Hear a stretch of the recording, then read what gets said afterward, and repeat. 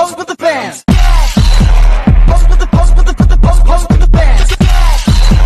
Pose with the pose with the pose with the bands. Pose with the bands. Pose with the bands. Pose with the pose with the pose with the bands. Assalamualaikum warahmatullahi wabarakatuh. Shalom, Om Swastiastu, Namo Buddhaya dan salam kebajikan bagi kita semua. Perkenalkan, kami dari kelompok 3 ini mempresentasikan hasil kerja kelompok kami yang berjudul Yayasan. Baik, saya di sini akan menjelaskan pengertian mengenai yayasan. Yayasan sendiri berasal dari bahasa Sanskerta yang memiliki berbagai arti, yakni populer, terhormat, dan mulia. Yayasan adalah badan hukum yang terdiri atas kekayaan yang dipisahkan dan diperuntukkan untuk mencapai tujuan tertentu di bidang sosial, keagamaan, dan kemanusiaan. Yayasan sendiri tidak memiliki anggota, dan yayasan dapat berfungsi sebagai badan amal, lembaga pendidikan, atau organisasi non-pemerintah lainnya. Yayasan diatur oleh perundang-undangan yang berlaku di negara tempat yayasan tersebut didirikan, dan seringkali memiliki struktur organisasi terdiri dari Dewan Pengurus atau Dewan Pengawas yang bertanggung jawab atas pengelolaan dan pelaksanaan tujuan yayasan tersebut. Baik, selanjutnya di sini saya akan menyampaikan dasar-dasar hukum yang berkaitan dengan yayasan. Yang pertama, Undang-Undang Nomor 16 Tahun 2001 tentang Yayasan dan Undang-Undang Republik Indonesia Nomor 28 Tahun 2004 tentang perubahan atas Undang-Undang Nomor 16 Tahun 2001 tentang Yayasan. Yang mana dari kedua undang-undang tersebut kita dapat melihat bahwasannya diatur tentang pendirian yayasan, kekayaan yayasan, organ yayasan, penggunaan kekayaan yayasan, pembubaran yayasan, pengawasan dan transparansi, sanksi-sanksi, dan hal lainnya. Kemudian, selain dari kedua undang-undang tersebut, terkait yayasan juga diatur di dalam beberapa pasal dalam KUH Perdata, yaitu dalam pasal 1560 KUH Perdata dan pasal 19 UU nomor 5 tahun 1960 tentang UU Agraria, bahwasannya yayasan dapat mengajukan argumen yang kuat kepada pengadilan, mengacu pada regulasi yang berlaku untuk mendukung klaim mereka dan memperoleh keputusan adil yang dari pengadilan. Kemudian selain itu, di dalam pasal 365 KUH Perdata, bahwasannya pasalnya mengatur bahwa yayasan bisa dibubarkan jika yang pertama, tujuan yayasan telah tercapai, dan yang kedua, tujuan yayasan tidak dapat tercapai lagi, dan yang terakhir, yayasan dianggap tidak berguna lagi. Selanjutnya dalam pasal 899 KUH Perdata, pasal ini menjelaskan bahwasannya yayasan adalah badan hukum yang tidak memiliki anggota dan didirikan untuk tujuan yang sah dan tidak bertentangan dengan hukum. Yayasan tersebut harus memiliki kekayaan yang terpisah yang digunakan untuk mencapai tujuan yayasan tersebut. Selanjutnya dalam pasal 900 KUH Perdata, pasal ini menjelaskan bahwa yayasan didirikan melalui akta notaris yang harus mencantumkan hal-hal berikut. Yang pertama yaitu nama yayasan, yang kedua tujuan yayasan, kekayaan yang dipisahkan untuk mencapai tujuan yayasan tersebut, dan cara pengelolaan yayasan. Dan yang terakhir, dalam pasal 168 KUH Perdata, pasal ini menjelaskan bahwasannya hibah adalah perjanjian antara pemberi hibah dan penerima hibah, di mana benda yang dihibahkan diserahkan kepada penerima hibah, baik langsung pada saat perjanjian maupun dibuat di masa depan. Namun, dalam konteks yayasan, hibah seringkali menjadi salah satu cara menyumbangkan kekayaan atau dana untuk mendukung kegiatan yayasan, meskipun pasal ini sendiri tidak secara eksplisit mengatur tentang yayasan. Nah, selanjutnya adalah tujuan pendirian yayasan. Nah, jadi teman-teman, berdasarkan Undang-Undang Nomor 16 Tahun 2001 tentang yayasan, tujuan utama pendirian yayasan ini ialah untuk mencapai tujuan-tujuan tertentu di masyarakat dalam berbagai macam bidang. Contohnya ialah bidang sosial, bidang kemanusiaan, dan juga bidang keagamaan. Nah, yang mana dalam artinya ini, pendirian yayasan ini bertujuan bukan untuk meraup keuntungan pribadi, namun untuk memberikan manfaat secara luas kepada masyarakat. Nah, yayasan dalam pendiriannya terdapat 5 tujuan utama.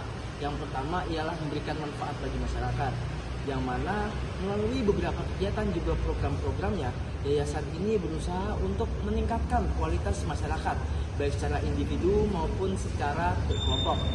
Yang kedua, tujuan pendirian yayasan ini ialah untuk menyelesaikan permasalahan sosial, yang mana yayasan ini juga dapat berfokus kepada penyelesaian masalah-masalah sosial yang sering terjadi di Indonesia, seperti misalnya permasalahan kemiskinan, permasalahan kesehatan, pendidikan, lingkungan, dan bahkan bencana alam.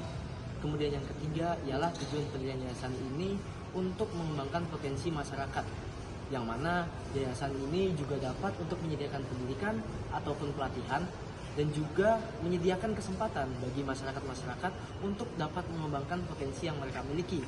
Dan kemudian yang keempat ialah tujuan pendirian yayasan ini guna melestarikan nilai-nilai keagamaan dan kebudayaan, yang mana yayasan yang berdiri yang berlandaskan dengan keagamaan dan juga kebudayaan dapat turut serta untuk melestarikan dan juga menyebarluaskan nilai-nilai keagamaan dan juga kebudayaan yang mereka miliki untuk masyarakat luas. Dan kemudian yang terakhir ialah yayasan ini seperti yang kita ketahui ialah merupakan suatu wadah dari orang ataupun segelintir kelompok yang mana memiliki tujuan untuk mensejahterakan masyarakat dan juga ingin memberikan kontribusi positif bagi masyarakat Indonesia dan negara Indonesia. Dari penjelasan sebelumnya, saya sendiri akan menjelaskan dari resiko dan tanggung jawab yayasan itu sendiri. Resikonya itu berupa kerugian seperti misalnya kerugian terhadap kekayaan yayasan, kerugian reputasi, bahkan hukuman-hukum itu sendiri. Kemudian tanggung jawabnya kita akan bagi dalam per bidang seperti mulai dari organ yayasan, dari pembina, pengawas, dan pengurusnya. Yayasan sebagai badan hukum pasti memiliki tanggung jawab yang kompleks dan berbeda-beda sesuai dengan posisi dan perannya. Kita akan menjelaskan dari organ yayasan. Organ yayasan sendiri itu memiliki tanggung jawab untuk merencanakan, mengkoordinasi, dan melaksanakan program-program yayasan sesuai dengan tujuan pendiriannya masing-masing. Kemudian dari peran pengurus bertanggung jawab untuk merencanakan, mengkoordinasi, dan melaksanakan seluruh program NGO atau non-governmental organization sesuai tujuan pendiriannya masing-masing. Yang ketiga itu tanggung jawab pengurus. Pengurus memiliki tanggung jawab untuk menjalankan tugas dan itikat baik dan penuh tanggung jawab untuk kepentingan yayasan. Mereka juga wajib memberikan keterangan yang diperlukan untuk melaksanakan pemeriksaan. Keberadaan organ pengawasan dimaksudkan untuk mencegah penyalahgunaan yayasan tersebut.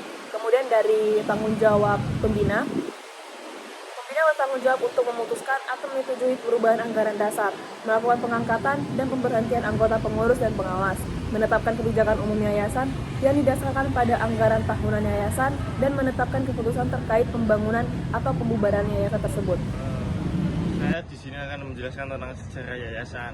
Yayasan adalah organisasi nirlaba yang didirikan untuk tujuan sosial, kemanusiaan, agama, pendidikan, atau amal. Di Indonesia, yayasan diatur oleh Undang-Undang Nomor 28 Tahun 2004. Sejarah yayasan bermula sejak zaman dahulu ketika individu atau kelompok mendirikan lembaga-lembaga untuk kesejahteraan masyarakat atau untuk menunjukkan tujuan tertentu tanpa mengharapkan keuntungan finansial. Di Indonesia, sejarah yayasan juga berkaitan dengan perkembangan organisasi sosial dan keagamaan. Yayasan panti asuhan maupun sekolah-sekolahan setelah kemerdekaan, pemerintah Indonesia menetapkan dasar hukum yang mengatur pembentukan dan operasional yayasan untuk memastikan bahwa mereka beroperasi sesuai dengan tujuan amal. Sejarah yayasan dapat ditelusuri kembali ke zaman kuno, dengan Plato dianggap sebagai pendiri yayasan pertama yang menggunakan hasil pertanian untuk mendukung pendidikan. Yayasan modern seringkali berfokus pada pendidikan, kesehatan, dan bantuan sosial. Nah, di sini saya akan memberikan contoh mengenai kasus yayasan yang pernah terjadi di Indonesia, yaitu kasus Yayasan Peduli Yatim Piatu pada tahun 2018. Latar belakang yayasan ini mengaku bergerak di bidang sosial, terutama membantu anak yatim piatu. Namun, setelah dilakukan penyelidikan, yayasan tersebut terbukti tidak memiliki program nyata dan hanya digunakan untuk mengumpulkan dana secara ilegal. Lalu kasusnya pada tahun 2018, Kepolisian Jakarta membongkar jaringan yayasan palsu yang mengeklaim membantu anak yatim. Mereka mengumpulkan dana dari masyarakat melalui kotak amal dan transfer langsung. Tetapi dana tersebut ternyata digunakan untuk kepentingan pribadi pengelola. Dan solusinya yaitu pengurus yayasan ditangkap dan dijatuhi hukuman pidana. Pemerintah kemudian meningkatkan pengawasan terhadap yayasan-yayasan yang terlibat dalam pengumpulan dana secara publik. Sekian, terima kasih.